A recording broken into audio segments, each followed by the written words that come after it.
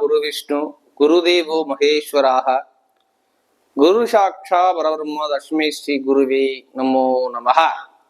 குரு சுக்ரன் ஜோதிட டிவி நேயர்களுக்கு வணக்கம்.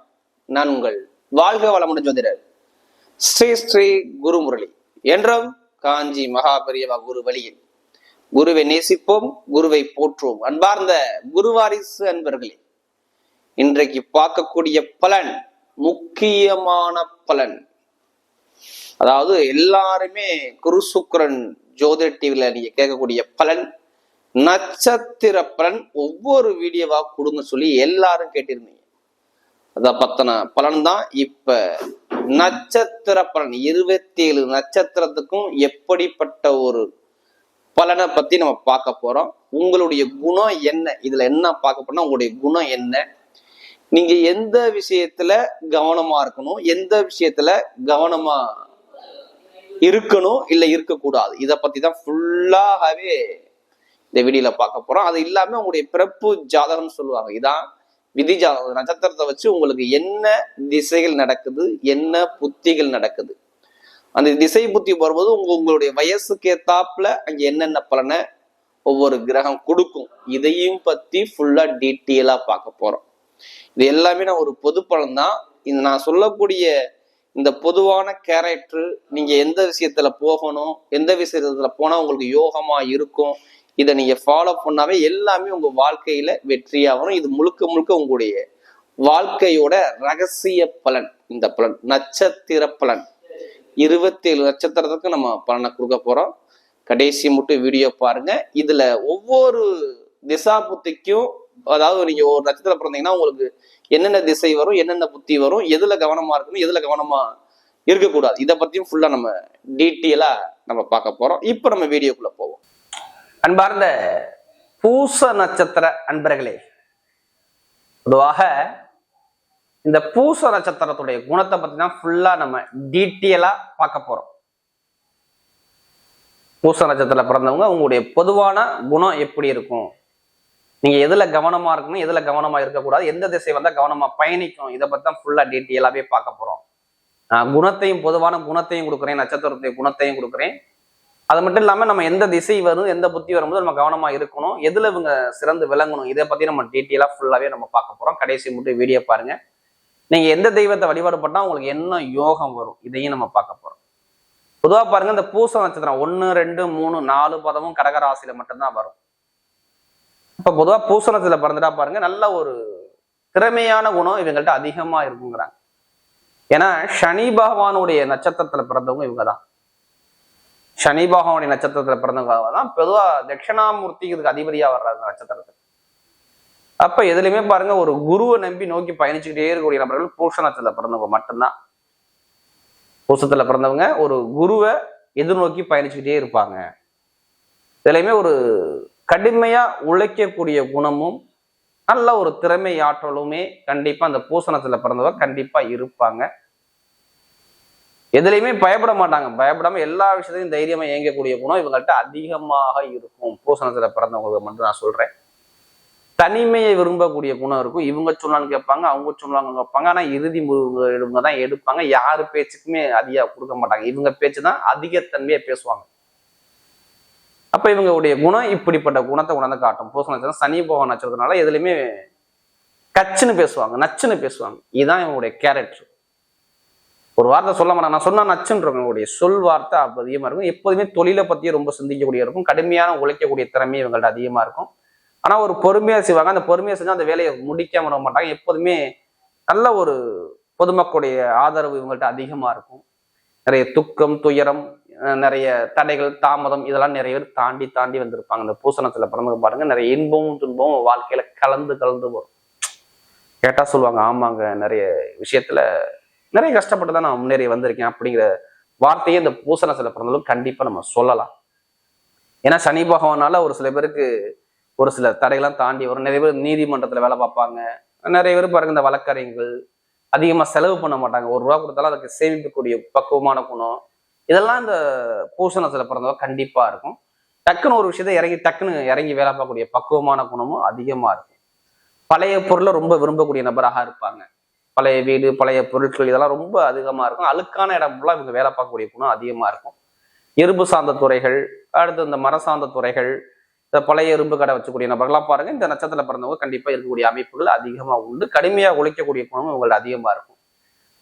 உடம்புல பாருங்க, இவங்களுக்கு கால் பகுதி ரொம்ப ஸ்ட்ராங்கா இருக்கும். எப்போதுமே வேர்த்துக்கிட்டே இருக்கும், வேர்வை வந்துகிட்டே இருக்கும். இவங்களுக்கு எடுத்து பாருங்க, பூசணத்துல பிறந்தவங்க கண்டிப்பா இருக்கும். அதிகமாக பாருங்க, இவங்களுக்கு உடம்புல ரீதியா பிரச்சனை வந்துச்சுன்னா பாத்தீங்கன்னா, அந்த ஒரு மனக்குழப்பங்கள், கால் சம்பந்தப்பட்ட தொந்தரவுகள் இது மாதிரி ஒரு சில பேர் இருக்கலாம். இருந்தால் மற்றபடி பாத்தீங்கன்னா, பூச நட்சத்திரம் ஒரு நல்ல ஒரு உழைக்கக்கூடிய நட்சத்திரம். இதுதான் இந்த பூச நட்சத்திரத்துடைய பொதுவான குணம்.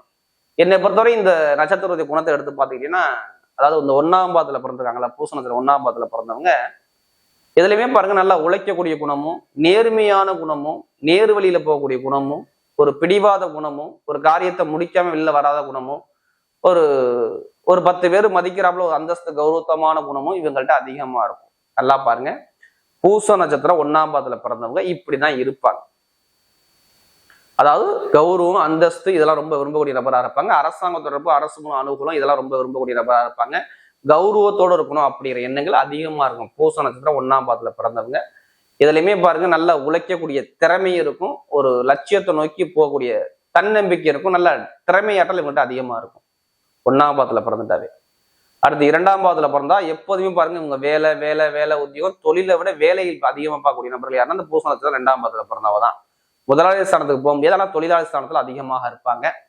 நல்லா வேலை பார்க்கக்கூடிய குணமும், நல்ல ஒரு ஆக்டிவிட்டா ஒரு சுறுசுறுப்பா இருக்கக்கூடிய குணமும் இவங்கள்ட்ட அதிகமா இருக்கும். அதாவது பூசணத்துல பிறந்தவங்க பாருங்க, நல்ல ஒரு புத்திசாலி குணமும், டேலண்டான குணம், ஆளுக்கத்தால தன்னை மாத்திக்க குணமும், ஒரு அனுசரிச்சு பேச்சுத்தன்மையும், ஒரு பேச்சாற்றலும் இவங்கள்ட்ட அதிகமாக இருக்கும். பூச நட்சத்திரம் 2ஆம் பாதத்துல பிறந்தவங்க. ஆனா இருந்தாலும் இவங்களுக்கு கொஞ்சம் ஆரம்பத்துல உடல் உபாதையில் ஒரு சில பேருக்கு மருத்துவ செலவு, நிறைய செலவுலாம் பார்க்கக்கூடிய அமைப்புனா ஒரு சில பேருக்கு வந்து போகும். அதாவது இந்த பூசணத்துல பிறந்தவங்க பாருங்க, கண்டிப்பா ஒரு சின்ன சின்ன தடைகள், தாமதத்தை சந்திக்கக்கூடிய அமைப்பு கண்டிப்பா வரும். அடுத்து பார்த்தீங்கன்னா 2ஆம் பாதத்துல பிறந்தா, அடுத்து 3ஆம் பாதத்துல பிறந்தவங்க பாருங்க, ரொம்ப நாகரிகமான குணமும், நல்லா உழைக்கக்கூடிய திறமையும், ஒரு பொதுமக்களுடைய சேவையில ஈடுபாடு பண்ணக்கூடிய குணமும், தன்னுடைய நண்பர்கள் பழக்க வழக்கம் சரௌண்டினா இவங்களுக்கு பயங்கரமா இருக்கும். பழக்க வழக்கம்லாம் பார்த்தீங்கன்னா இவங்க மாதிரி யாரும் பழக முடியாது. பொதுமக்கள் ஒரு நல்ல பேர் கிடப்பாரு, அவர் அந்தஸ்தோட இருப்பாரு, கௌரவத்தோட இருப்பாரு, சொந்த தொழில் பண்ணக்கூடிய தகுதியும் இவங்கள்ட்ட அதிகமா இருக்கும். அரசாங்க ஃபீல்டு, அரசியல் ஃபீல்டு, நல்ல நீதி நேர்மை, கண்ணியமான கட்டுப்பாடாக இருக்கணும். எல்லாமே இதை ரொம்ப விரும்பக்கூடிய நபராக இந்த புனர்பூச நட்சத்திரம் 3ஆம் பாதத்துல பிறந்தவங்க இருப்பாங்க. இவங்களுடைய குணம் சொல்றேன். அடுத்து பாருங்க, புனர்பூச நட்சத்திரம் 4ஆம் பாதத்துல பிறந்தவங்க இவங்களுடைய வித்தியாசம் உள்ள கேரக்டரா இருப்பாங்க. எப்படின்னா வித்தியாசமான ஒரு கேரக்டரா இருப்பாங்க.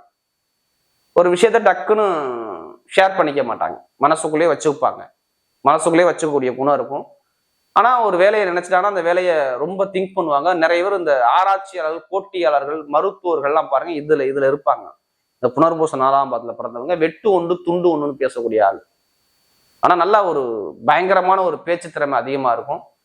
ஒருத்தரை கஷ்டப்படுத்தி பேசுவார், ஆனா அப்புறம் பின்னாடி ஃபீல் பண்ணுவார், ஏன் நம்ம அப்படி அவரை போய் பேசணும் அப்படிங்கிற ஃபீல் பண்ணக்கூடிய குணம் இருக்கும். ஒரு இரக்க குணம் இருக்கும். ஆனா பாக்குறதுக்கு பயமுறுத்துறாப்புல குணங்கள் இருக்கும். ஆனா பழகிட்டா ஒரு அன்பான குணம், ஒரு தன்மையான குணம், ஒரு தைரியமான குணம். ஆனா தைரியத்தை விட மாட்டார். எந்த வழியும் நேர் வழியா ஷார்ட் வழியா போய் அந்த காரியத்தை சாதிக்காம வெளியில வர மாட்டாரு. அதாவது இந்த பூச நட்சத்திரம் 4ஆம் பாதத்துல பிறந்தவங்க கண்டிப்பா இந்த மாதிரி அமைப்பெல்லாம் வரக்கூடிய அமைப்பு உண்டு. உங்களுடைய முடிவு எப்படி இருக்கும்? திடீர்னு முடிவு எடுப்பாங்க அப்படின்னு அர்த்தம். நிறைய திங்க் பண்ணிக்கிட்டே இருப்பாங்க, மைண்ட்ல ஏதாச்சும் யோசிச்சுட்டே இருப்பாங்க. கேட்டு பாருங்க, பூச நட்சத்திரத்துல 4ஆம் பாதத்துல பிறந்தவங்க நல்லா யோசிக்கக்கூடிய குணம், ஏதாச்சும் மைண்ட்ல திங்க் பண்ணிக்கிட்டே இருக்கக்கூடிய குணம் கண்டிப்பாக இருக்கும். முன்னாடி நடந்தது பின்னாடி தான் யோசிக்க மாட்டாங்க. இவங்க மனசுல என்ன படம் அதை செய்யக்கூடிய குணம். பொதுவா பூசத்துடைய குணம் இப்படிதான் இருக்கும். இப்படிதான் முடிஞ்சா பழகு, இல்லைன்னா விலகு அப்படிம்பாங்க. இதுதான் பூசத்துடைய குணமே. இவங்களுக்கு பாருங்க, இப்ப ஆரம்ப திசை எடுத்து பார்க்கும்போது இவங்க வரக்கூடிய முதல் திசை சனி திசை வரும். சனி திசை என்னை பொறுத்தவரை ஜாதகத்துல நல்லா சனி பகவான் நல்லா இருந்துட்டா இப்போ ஆரம்பமே சூப்பரா இருக்கும். இல்லைன்னா சனி திசை வரும்போது ஒரு சிலருக்கு சனி திசை வரும்போது 7.5 சனி ஆரம்பிச்சிருக்கும், இல்ல ஏதாச்சும் ஒரு சனி திசையில வேற புத்தி வந்திருக்கும். அப்பனா ஒரு சில பேர் சனி பகவான் சரியா இல்லைன்னா என்ன பண்ணுவாருன்னா, கடகராசியை பொறுத்தவரை சனி என்ன 7க்கும் 8க்கும் உடைய வரா. அப்ப சனி திசை ஆரம்ப திசை கொஞ்சம் பூசணத்துக்கு என்ன வாங்கும், ஒரு அடி வாங்கும், ஒரு பலவீனத்தை காட்டும். ஆரம்பமே பிறக்கும் போதே ஒரு ஆரம்பத்திலே ஒரு சில தடைகளை சில பேர் சொல்லுவாங்களே, நான் பிறந்ததுன்னா கஷ்டமா பாருங்க, என்னையா லைஃப் அப்படின்னு சிந்திக்கிறாங்களே, இதெல்லாம் இதை பாருங்க எடுத்து பாருங்க. சனி பகவான் சரியா இருந்திருக்க பாருங்க ஜாதகத்துல. நண்பர்கள், பழக்க வழக்கம், படிப்பு கல்வியை தடை பண்றது, ஒரு கலகம் பார்க்கறது, ஒரு பிரச்சனையை பார்க்கறது, ஒரு போட்டியை பார்க்கறது, போராட்டம் பார்க்கறது, என்னடா லைஃப் அப்படிங்கிற ஒரு குழப்பத்துக்கு ஆளாகிறது எல்லாமே பாருங்க இந்த பூசணத்துல பிறந்தவங்க கண்டிப்பா ஆரம்பமே சொல்லுவாங்க. ஆரம்ப காலமே நான் சொல்றது 18 வயசுக்குள்ள இந்த மாதிரி அமைப்புலாம் உங்க தாண்டி வரணுங்கிற அமைப்பை உன்னோட காட்டிக்கணும். இல்லைன்னா சனி புத்தி வந்தாலும் சரி, இப்ப வந்த சனி புத்தி வந்தாலும் சரி, ஒரு சில பேர் பாருங்க ஒரு சில தடையை கொடுக்கக்கூடிய அமைப்புலாம் வரும். இதே பாருங்க சனி திசைக்கு அப்புறம் வரக்கூடிய திசை பத்தி பாத்தீங்கன்னா குரு தசை வரும். சாரி, குரு சனி, அதுக்கப்புறம் பாருங்க புதன் புத்தி வரும், புதன் தசை வரும். இவங்க என்னை பொறுத்தவரை புதன் தசை வரும்போது பாருங்க நல்ல ஒரு யோகம் இவங்களுக்கு கிடைக்கலாம். புதன் தசைங்கிறது சில பேருக்கு நல்ல ஒரு யோகத்தை கொடுத்தோம், ஆனா சில பேருக்கு ஒரு குழப்பத்தை கொடுத்தோம். அப்பதான் நிறைய பேருக்கு படிப்பு கல்வியோடைய சிந்தனையே அறிவாற்றலே அதிகமா வரும். புதன் தசையில வரும்போது வெளிநாடு போவாங்க, வெளியூர் போவாங்க, ஒரு இடமாற்றம் போவாங்க, நிறைய பயணத்தை அதிகமா மேற்கொள்வாங்க, நிறைய அலைச்சல்கள் அதிகமா இருக்கும். நரம்பு, தோல், ஸ்கின் இது மாதிரி சம்பந்தப்பட்ட தொந்தரவுகள் யாருக்கெல்லாம் புதன் சரியில்லையா, அப்போ ஒரு சில நிறைய செலவு நிறைய கொடுக்கும், ஒரு மருத்துவ செலவு நிறைய கொடுக்கும். இது மாதிரி ஒரு சில பேர் தடைகளை சந்திக்கக்கூடிய அமைப்பு இருக்கும். ஆனா நிறைய பேர் நல்ல ஒரு அறிவாற்றல் அதிகமா இருக்கும், நல்லா டேலண்டான குணம், ஒரு ஞானமான ஒரு குணம், ஒரு புத்திசாலி குணம், ஒரு அனுசரிச்சு போற குணம், ஒரு தன்மையான குணம் எல்லாமே இவங்களுக்கு கிடைச்சிடும். எப்படியாச்சும் ஒரு காரியத்தை சாதிக்கணும், கண்டிப்பா அந்த புதன் தசை வரும்போது கண்டிப்பா நீங்க சாதிச்சுக்கலாம். ஆனா கடனா, பகையா, எதிரியா, பிரச்சனையா, வழக்கா ஏதாச்சும் ஒரு விஷயத்த பார்க்கக்கூடிய அமைப்புலாம் ஒரு சில பேருக்கு வரலாம். நான் சொல்றது புதன் திசையில சொல்றேன். ஆனா படிப்பு கல்வி ஒரு சில பேர் புதன் நல்லா யோகமா இருந்தா நல்லா இவங்க மாதிரி யாரும் படிக்க முடியாது, பயங்கரமான ஒரு உயர்ந்த ஒரு பொறுப்புல இருப்பாங்க. புதன் திசையில சொல்றேன். புதனுக்கு அப்புறம் இந்த கேது தசை, கேதுல தான் ரொம்ப கவனமா இருக்கு. இவங்களுக்கு ஆகாத திசையே கேது தசை தான். கேது தசை வந்தாலும் சரி, கேது புத்தி வந்தாலும் சரி, எடுத்து ஜாதகத்துல பாருங்க. அப்ப கண்டிப்பா ஒரு மருத்துவ செலவு, ஒரு விரைய செலவுகள், ஒரு தாமதங்கள், ஒரு பிரச்சனைகள், ஒரு அவமானங்கள், ஒரு கோர்ட்டு கேஸ் பிரச்சனை, இது மாதிரி நிறைய தடைகளை பார்ப்பாங்க. ஒரு மனக்குழப்பத்துக்கு ரொம்ப ஆளாயிருப்பாங்க. யாரெல்லாம் பூச நட்சத்திரத்துல பிறந்திருக்கீங்களோ, கேது தசை வந்துச்சு, எனக்கு கேது புத்தி வந்துச்சு, அப்ப எப்படி இருந்தன மட்டும் கேட்டு பாருங்க, ஏதாச்சும் ஒரு விஷயத்த சொல்லுவாங்க. இதெல்லாம் ஆகாத தசை நான் சொல்லுவேன். கேதுக்கு அப்புறம் என்ன தசை வரும்? சுக்கிர தசை வரும். சுக்கிர தசை 20 வருஷம், இதுவே உங்க வாழ்க்கை ஓடிடும். சுக்கிரபாவம் நல்லா யோகமா இருந்தா சுக்கிரபாவம் நல்லா அள்ளி யோகத்தை கொடுத்துட்டு போயிட்டே இருப்பாரு. வீடு, இடம், பூமி, லாபம், வருமானம், இன்கம், இது எல்லாமே சூப்பர். வெளியே சுக்கிரபாவம் பலவீனம் இருந்ததுன்னா இங்க எந்தமே வீட்டுல பிரச்சனை, குடும்பத்துல பிரச்சனை, ஒரு கலக பிரச்சனை, திருமணத்துல பிரச்சனை, மனைவி கிட்ட பிரச்சனை, மக்கள்கிட்ட பிரச்சனை, இது மாதிரி ஒரு சில தடைகளை சந்திக்கிறப்ப ஒரு அமைப்பை கொடுத்துருவாரு. சுக்கிர பகவான் இருக்கிற இடத்தை பொறுத்து என்னப்படி சுக்கிர பகவான் உங்களுக்கு லாபத்தை கொடுக்கணும், இடத்தை கொடுக்கணும், பூமியை கொடுக்கணும், வண்டி வாகனத்தை கொடுக்கணும், எல்லாமே கடகராசிக்கு அவர் நல்லது செய்யணும். ஜாதகம் நல்லா இருந்தா இதுதான் அமைப்பு, உங்களுடைய விதி அமைப்பு. நான் என்ன சொல்றேன்னா, பிறந்ததுல இருந்து நீங்க கடைசி காலம் வரை உங்களுடைய திசையை வச்சு புத்தியை வச்சு நான் பலன் சொல்லியிருக்கேன். இந்த திசை வரும்போது கவனம் பாருங்க, இதுல கொஞ்சம் கவனம் பயணிங்க. நீங்க இஷ்டமா அதிகமா வழிபாடு பண்ணக்கூடிய தெய்வம் பூசணத்துல பிறந்த பொதுவா பாருங்க, தட்சிணாமூர்த்தி குரு பகவானை ரொம்ப அதிகமா வழிபாடு பண்ணுங்க. உங்க மனசுக்குள்ள ஒரு குரு இருப்பாரு, அதை கண்டிப்பா வழிபாடு பண்ணுங்க, நல்ல ஒரு அனுகூலத்தை கண்டிப்பா கொடுத்தோம். அது இல்லாம ஆஞ்சநேயர் பகவானை நிறைய வழிபாடு பண்ணுங்க, எல்லாமே உங்களுக்கு வெற்றியா வரும். பூசணத்துல பிறந்த அனைவருக்குமே அன்பான ஒரு வாழ்த்துக்கள். நன்றி.